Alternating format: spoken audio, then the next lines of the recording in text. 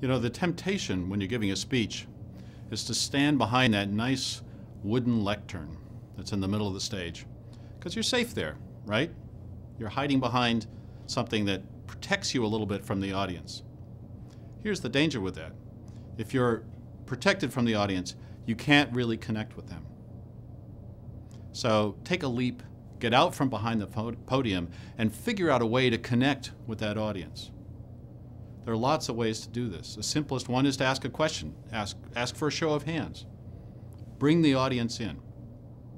Better still is to ask them to tell their stories. Ask them what their experience is of the thing that you're talking about, whatever that might be. Give them a few minutes to share. Audiences love to share their energy back with you.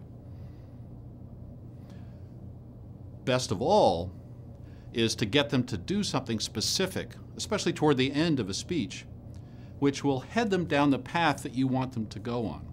So I always say the only reason to give a speech is to change the world. Have a very clear idea in your head of where you want that audience to end up, and then get them to do something active toward the end so that they coalesce around that idea, around what you want them to do. You know, I worked on a speech with a good friend of mine once a few years ago, and we wanted a great action step at the end because there were something like 70,000 people in the audience. Most of them were on satellite, to be sure. There were about 10,000 people in the room. But that's a lot of people, and we thought, this is a great opportunity.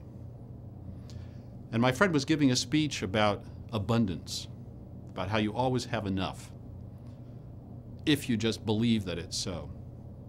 And so what we had the audience do at the end was to reach into their pockets and grab all their loose change. And then we asked them to hold their hands out like this, and on the count of 3, release the money. And it fell to the ground with this tremendous clatter. And then we had runners run around and pick up all the change. And in that moment, in that 3 count, we raised $24,000 for AIDS research. Now that's a great action step and a great way to involve your audience.